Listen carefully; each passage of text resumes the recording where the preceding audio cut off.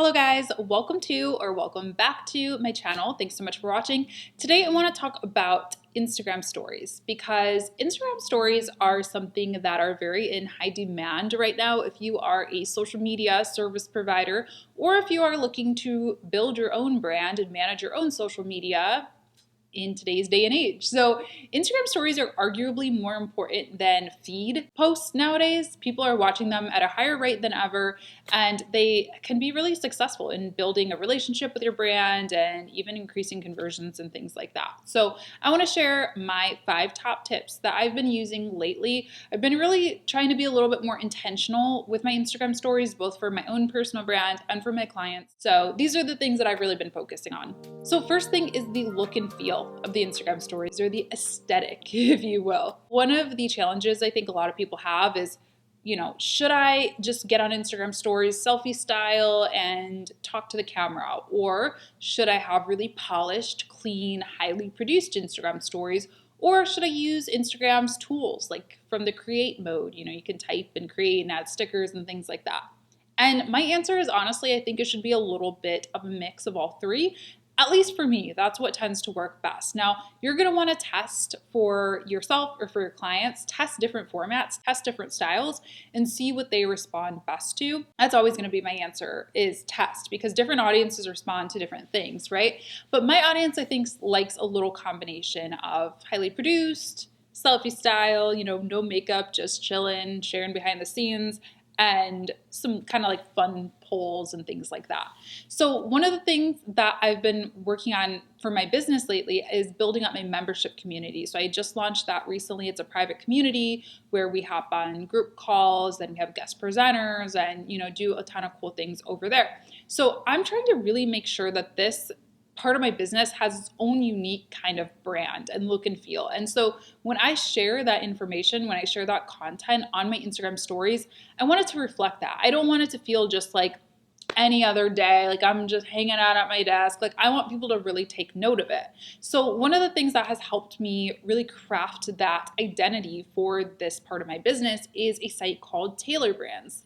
Tailor Brands, it's a design website that it really starts with a logo. So if I wanted to start with Freelance Friday membership, they then give me a ton of possibilities for Instagram stories, Instagram posts, Facebook posts, YouTube thumbnails, like anything that you would really want. They help you customize your fonts, your colors, your backgrounds, your themes, all of that good stuff, and create something that's like truly unique. Because one of the problems that I see with a lot of when I look for tips and advice on stuff like this is a lot of people recommend many of the same programs and tools, which is great. Like those are great starting points for sure, just to test things, see how you like stories, whatever.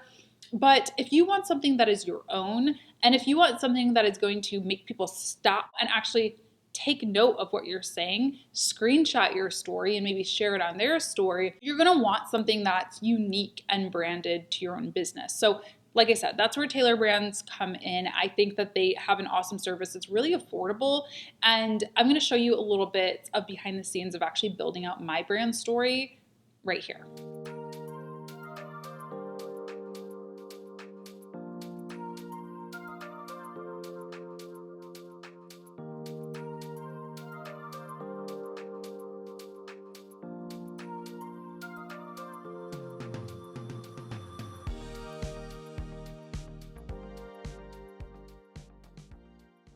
All right, so my second tip is to encourage DMs. So I think a lot of us have gotten really comfortable with saying link in bio, tap my bio link, click the link in the bio. And don't get me wrong, your bio link is super important. Make sure that it leads to like your main hub. Make sure people can get to all of your different things from that main bio link.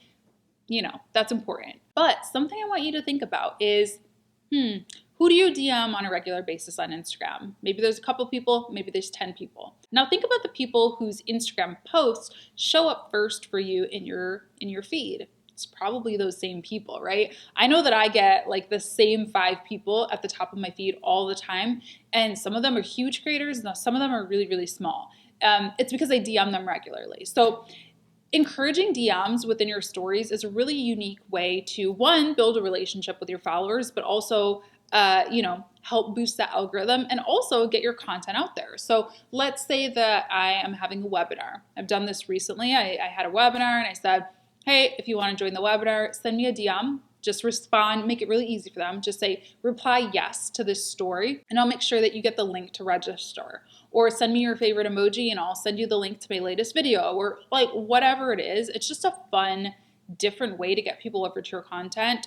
And like I said, boost that algorithm as well. Third tip is hashtags. Now, you guys are maybe not gonna believe me, but I only recently started using hashtags in my Instagram stories because I didn't really realize their importance. I honestly didn't really understand how it all worked. So once I figured it out, I was like, okay, yes, this is great. So basically, hashtags work the same way that they work in the feed.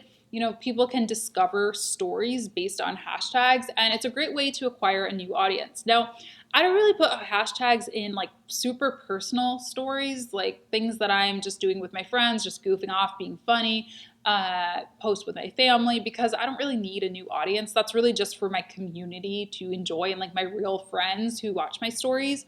But if I was posting like a social media tip or a podcast with an influential guest or something like that, I would definitely use some hashtags very strategically to reach out to a new audience and hopefully get them to see my content, be interested in it, give me a follow, click over, whatever it is. So the thing about hashtags though, at least for me, is that they're very disruptive. Like, I don't like the way that they look. I mean, I do not like being spammy in any way, and I just feel like hashtags can look a little bit spammy. So there's really 3 different ways that you can kind of hide these or minimize their disruption, I guess, of your nicely designed slides, which we talked about in tip 1. So first thing that you can do is you can minimize them. So you can make them really small and just like put them in a corner or something. You can also put them behind objects. So let's say that I was on Spotify and I wanted to share my latest podcast to my story, which you can do, which is really cool.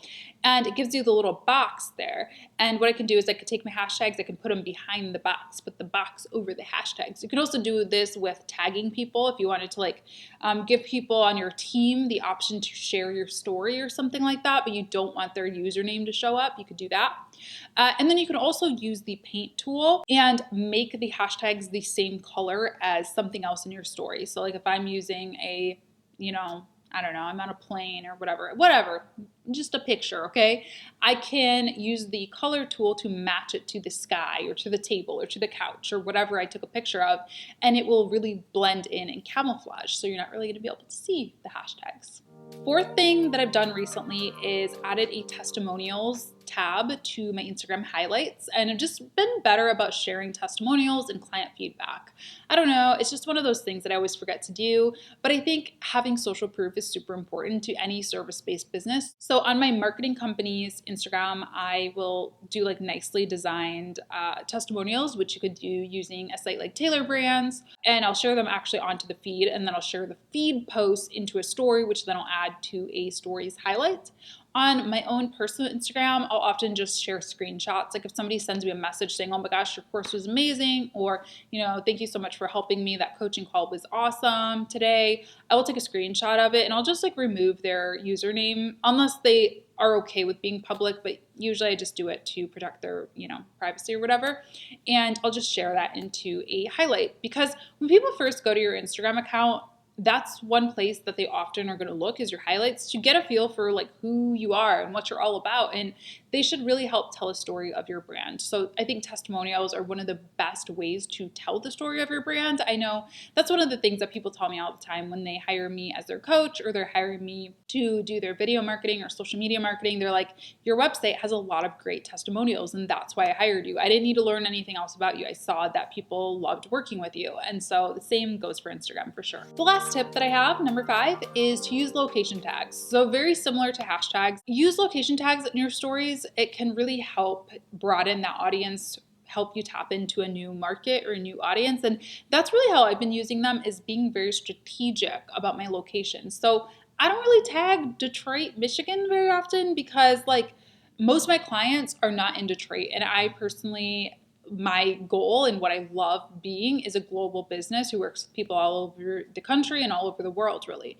And so I use different tags, like different locations to broaden my reach, because I already, not to say everybody in Michigan knows me, because they definitely don't. But like I can connect with my local community in other ways, but I can't necessarily connect with somebody in Austin, Texas super easily, or Boston, Massachusetts, because I don't go there very often. But when I do go there, I make sure to save some photos, reference back to them, and use that location tag when I can. And you can even get a little bit more specific by tagging specific places within those, target markets, if you will. So maybe if I know that my buyer persona or my ideal client often hangs out, they can be found in Boston or New York or like East Coast or whatever.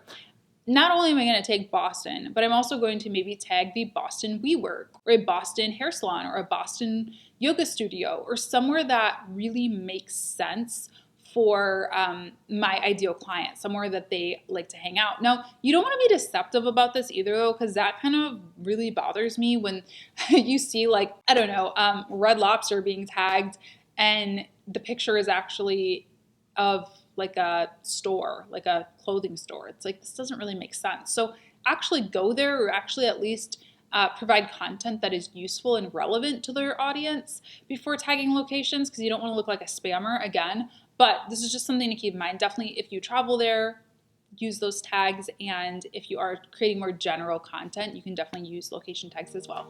Okay, so those are my 5 top things that I've personally been working on for my Instagram stories this year, and they've been really helping me out quite a bit. And again, I want to encourage you guys to check out Tailor Brands, the sponsor of today's video. They are an affordable design service that allows you to start with a logo and really take your brand to all new heights from there. So I'm going to have a code listed down below where you guys can go ahead and get signed up.